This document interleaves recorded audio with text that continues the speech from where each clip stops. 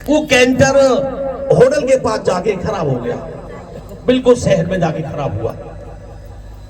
अब उसके जो गियर चलने वाली होती पुली वो फ्री हो गई, अब ना गियर लगे ना कुछ लगे, गाड़ी में रुक गई। ड्राइवर ने कहा भैया कम से कम 3-4 घंटे लगेंगे गाड़ी ठीक होने में, इससे तो बढ़िया मैं मालिक को फोन करता हूं, फरीदाबाद से दूसरी गाड़ी भेज देगा। उनका ठीक है भैया कोई बात नहीं। तो सभी भक्त, आज तो खैर हमारे 8-9 भक्त रह गए, उस टाइम पूरी बारात चलती थी, 30-40 थे कैंटर में। जब कैंटर में जो उतरे तो सभी देखते कि भाई कहां से आए हैं। तो एक दुकानदार था, वो आश्रम आता था होटल में जहां रुकी गाड़ी और प्रॉपर्टी का काम करता था। उसने कहा भैया कहां से आए हो? नो भैया सिद्धदात आश्रम से आए। नो जा कहां रहे हो? नो आ रहा कीर्तन करने। नो भैया कीर्तन यार हमारे भी करते, हमारी भी इच्छा है। अब वो असमंजस हम पड़ गए कि मतलब कीर्तन इसके यहाँ कैसे करें। अगर तेज खंड में आ रहे हैं बीच में कोई कह दे कि हमारे कर दो तो नहीं करते, कि बाबा की मैं वो है कृपा। अब उसके कीर्तन हो कैसे?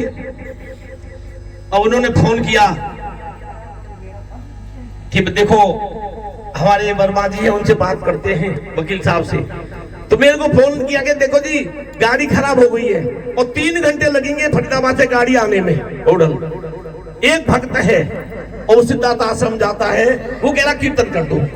मैं तुम्हें देर किस बात की? सामान तुम्हारे पास है, दरबार लगाओ, सामान करो तैयारी, माइक लगा के कीर्तन कर दो। गुरु भगवान की।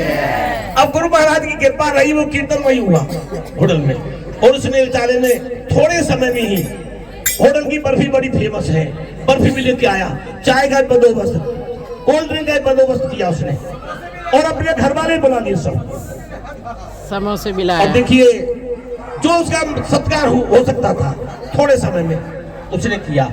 जब उससे पूछा कि भाई ये तेरे इच्छा कैसे जाहिर कर दी? क्योंकि जी 10 दिन पहले मैं सिद्धार्थ आश्रम गया था और वह कीर्तन चल रहा था। और कीर्तन देखो माता बहन आप सबको पता ही है, वो कीर्तन चलता रहता है। तो कीर्तन चल रहा था, मेरे मन में आई कि गुरु महाराज ऐसा कीर्तन मेरे दरवाजे में करवा दे। अब गुरु महाराज मेरी सुन ली, आप सब भेज दिए और मेरा कीर्तन हो गया, बिना निमंत्रण के कीर्तन हुआ। और श्री गुरु महाराज की इसकी लीला अपरंपार है। आप सोचो भाव से, ये सब कुछ कर देता है। ये तुम्हारे सामने खड़ा है, हमारे पास कुछ नहीं था। गुरु महाराज ने एक ट्यूबवेल का उदाहरण किया, पानी के ट्यूबवेल का। उस दिन के बाद में गुरु महाराज ने पीछे मुड़ के नहीं देखने दिया। क्यों देखने नहीं दिया? भाव होने चाहिए, शरणागति होनी चाहिए। जब तक आपकी शरणागति नहीं है तो गुरु कुछ नहीं कर सकता। गुरु करेगा 5%, 10%, परंतु आप सोचो कि सारा हम लेना चाहें श्रेय तो आप भी शरणागति हो, गुरु तो जब भी चाहेगा ना। क्योंकि गुरु क्यों चाहे? जब तक पूर्ण शरणागत आप नहीं है, गुरु के समर्पित नहीं है, समर्पण नहीं है, तो गुरु नहीं करेगा। करेगा शिष्य बन गए हो आप। क्योंकि जब नामदान होता है हमारे आश्रम में, तो जब हवन की आहुति होती है, उसमें आपके जाने में अनजाने में जो आपने पाप किए हैं वो सब आहुति डल जाती है। उसके बाद में जो गुरु मार्गदर्शन करता है उसमें आपको चलना चाहिए। आपको माला बोलते भजन की, आप माला करो,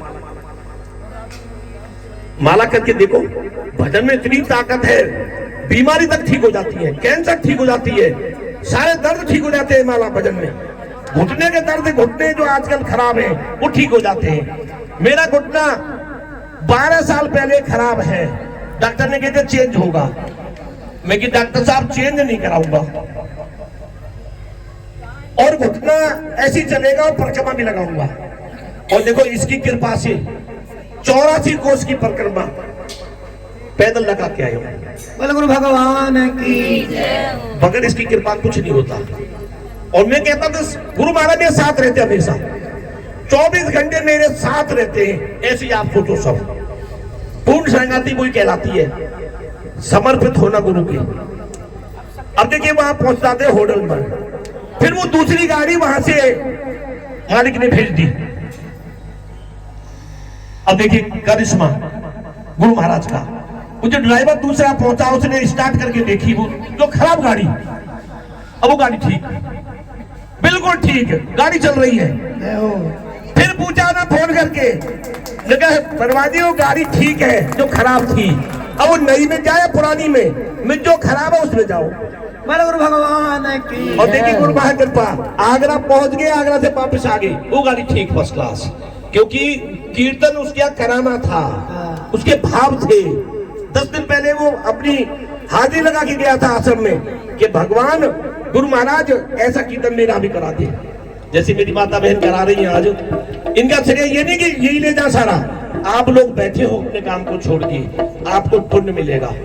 हमारे भक्तों का केवल एक ही उद्देश्य होता है, गुरु महाराज की चर्चा और हरि नाम के गुणगान चारों तरफ होते रहे। एक कॉलोनी से दूसरी कॉलोनी, तेखन में तो शायद हमारा पहली बार कीर्तन हुआ है, बाकी दिल्ली का कोई कोना गुरु महाराज ने ऐसे नहीं छोड़वाया कि जहाँ कीर्तन ना हुआ, रोहनी तक सब कीर्तन किए हैं। तेखन में पहले हुआ है, हमने शायद पहली बार किया है। गुरु महाराज के कीर्तन हुआ होगा, हमें याद नहीं कि हमने किया हो, क्योंकि 30 साल से अब निस्वार्थ फ्री सेवा कर रहे हैं। हाँ, ये हमारे भक्त हैं, आश्रम जाते हैं तो एक